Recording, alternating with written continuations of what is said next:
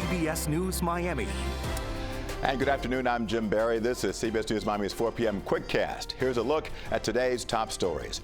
Early voting has begun across South Florida for the November election, and already a good number of voters have decided to cast their ballots. We are just 15 days from Election Day. Besides choosing a president, voters in Florida will also decide several other very important issues. CBS News Miami's Joan Murray tells us more from election headquarters in Broward County.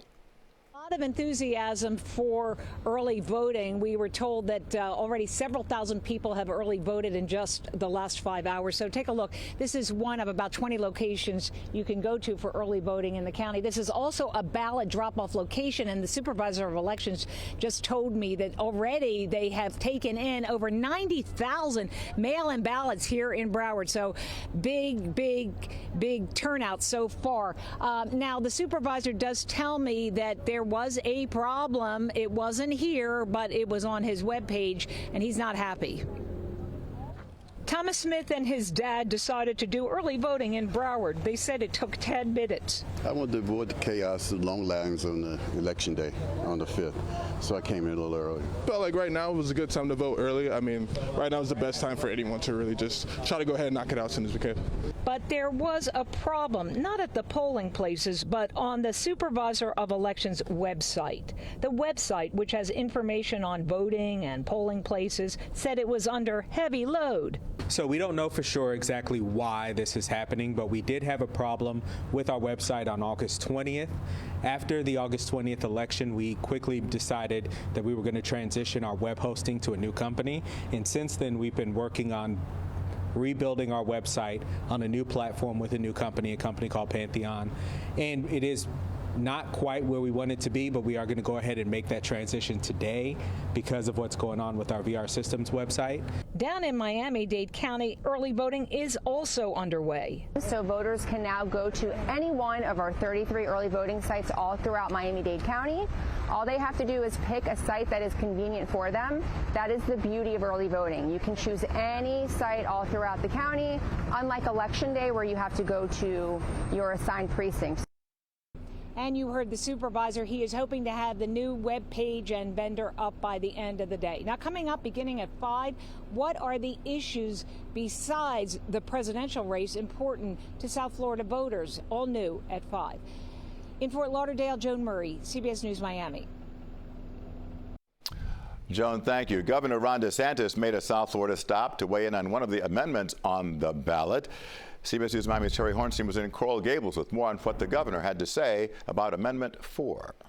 Well, we're talking about Amendment 4. It has to do with abortion. And as you can imagine, a lot of controversy surrounding this one. And as early voting gets underway, many voters on both sides of the aisle making their voices. I love to vote.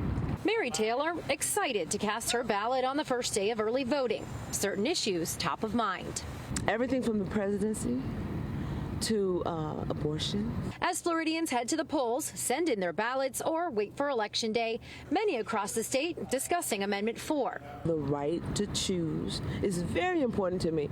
And at my age, I have seen a lot of things come and go, but a woman's body is her body. The proposed state constitutional amendment would limit government interference with abortion. But on Monday, Governor Ron DeSantis and more than a dozen doctors joined together to discuss why they don't support the amendment. You can always alter normal policies and legislation. Once it's in the Constitution, that's forever. The governor argues it's just too vague. What they say is you need to be simply a health care provider. Well, what is that? But for Mary, it is a clear-cut choice. Choosing for a person or denying them a right to health care in any form is just wrong. So I did just get a statement from the group that is backing this amendment. I want to read you part of that statement. It says, in part, Amendment 4 is the only way to overturn Florida's extreme abortion ban. It goes on to say repealing this cruel abortion ban isn't about politics. It's about ensuring every person in Florida has the freedom to make their own health care decisions without government interference. Of course, up to voters to make their decisions at the polls. In Coral Gables, Terry Hornstein, CBS News, Miami. Terry, thank you. Here are some important dates leading up to the November election. The deadline to request a vote by mail ballot is October 24th. Early voting, as you've heard, now underway, lasting through November 3rd. And polling stations will open at 7 a.m. and close at 7 p.m. And of course, Election Day is Tuesday, November 5th. Always alerting, always tracking. This is Next Weather.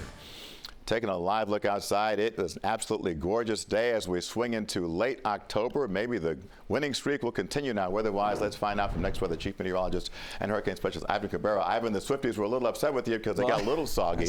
A little, yeah.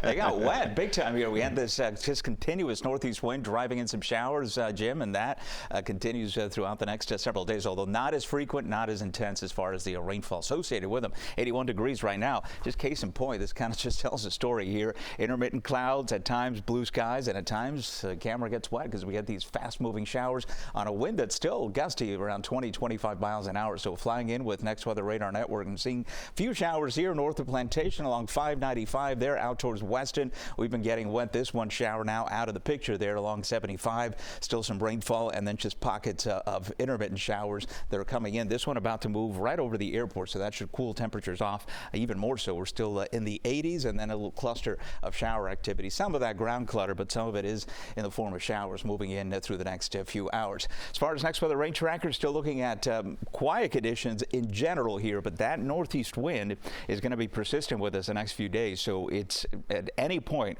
we could have a quick shower moving through off the Atlantic waters. A lot of dry air up above, but in the low levels, enough moisture where we continue to kind of stream these in. Difficult to time, but they will be with us, although rain chances tomorrow, I think, a little bit higher. And then as we even drive more out towards the end of the week, we'll have rain chances coming down to about 20%. Update on the only thing really we're tracking here in the tropics. It's Tropical Storm Oscar, probably a depression at this point here, but it looks like it's completely dissipated, right? But if you take a closer look, you still see the low-level swirl. That's the area of low pressure. That's the storm, essentially. Thunderstorms just not wrapping around that. As long as this stays like this and it moves over water, it should continue to gather more strength and at least maintain itself as a minimal tropical storm there with 45-mile-an-hour winds. But it moves away from Florida here, so not an issue for us. And as I mentioned, there's nothing else out there that we see right now over the next 7 days. Forecast in for tomorrow, high temps in the mid-80s. That's pretty typical this time of year. Our rain chances about 20 to 30%. We'll drop those a little bit more so Wednesday through the end of the week, down between 10 and 20. High temperatures the whole while into the mid-80s. No big cold front on the way, but we'll hang on to that northeast wind, breezy at times right through the next 7. Ivan, thanks much. In campaign 2024, the race for the White House may come down to a few hotly contested battleground states. Vice President Kamala Harris today is zeroing in on the blue wall of Pennsylvania, Michigan, and Wisconsin. Meantime, former President Donald Trump headed to the battleground state of North Carolina. CBS News' Mr. Nicole Skanga tells us more from the White House. Vice President Kamala Harris is kicking off a 3-state tour of the Midwest's Blue Wall with a Pennsylvania town hall hosted by former Republican Congresswoman Liz Cheney. Harris is focused on turning out the vote, stopping at 2 churches Sunday with an appeal to black voters. She told Reverend Al Sharpton on MSNBC that she's fighting to win over black men in particular. Why would black men be any different than any other demographic of voter? They expect that you earn their vote. Former President Donald Trump is looking to shore up support in North Carolina, a state he won by less than 2% back in 2020. Trump is touring storm damage in Asheville. The area still faces a long road to recovery after Hurricane Helene. Trump spent the weekend campaigning in Pennsylvania, including a stint dropping fries at McDonald's, but wouldn't say if he supports boosting the minimum wage. I think these people work hard, they're great, and I just saw something, a process that's beautiful. Later, Trump holds a rally in Greenville, North Carolina. Nicole Skanga, CBS News, the White House. New details now this afternoon on death investigation in Fort Lauderdale. Police say a man was shot and killed outside of a Motel 6. It happened overnight on State Road 84. Police say the shooter left the scene before officers got there. They urge anyone with information about this to give them a call.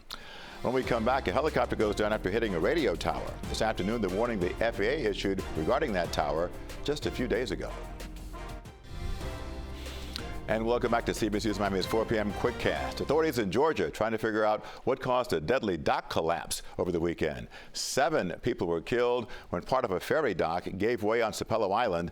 Officials say more than 40 people were on the gangway at the time. They say the structure should have been able to hold them. It was built just 3 years ago. State officials say it should have required only a small amount of maintenance. In Houston, Texas, a private helicopter crashed into a radio tower, killing at least 4 people, including a child. Video shows the chopper going down in a ball of fire last night after slamming into a radio tower and sending metal debris crumbling to the ground.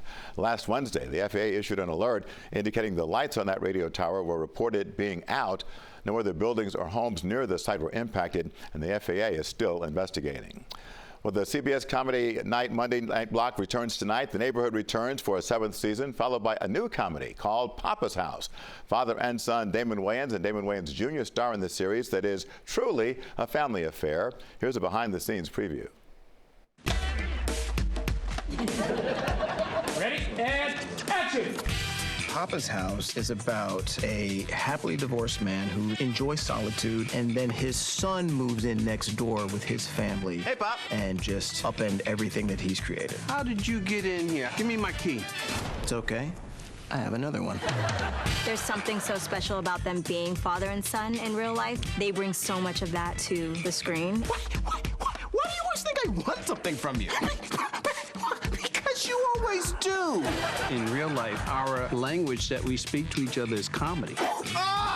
Sometimes he'll just call me just to make me laugh really hard and then hang up on me. This is the most affectionate, supportive, encouraging environment I've ever been on. But you don't know about me as a buddy. No one knows that about you. This is extra special because we're actually working with a family. And I feel like we have become a part of the family as well.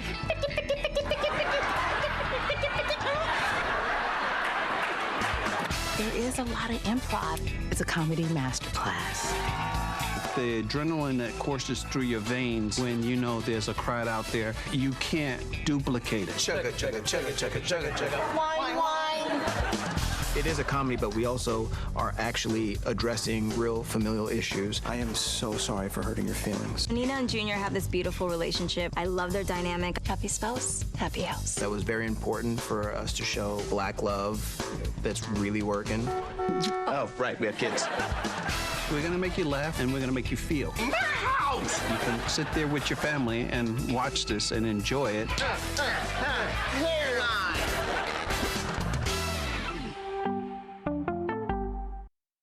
I think they like to make each other laugh, too. Don't miss the season premiere of Papa's House tonight at 8:30 after the season premiere of the 7th season of The Neighborhood, only here on CBS Miami. That is CBS News Miami's Quickcast. I'm Jim Barry. Stay tuned for more news right here on CBS Miami. Good afternoon.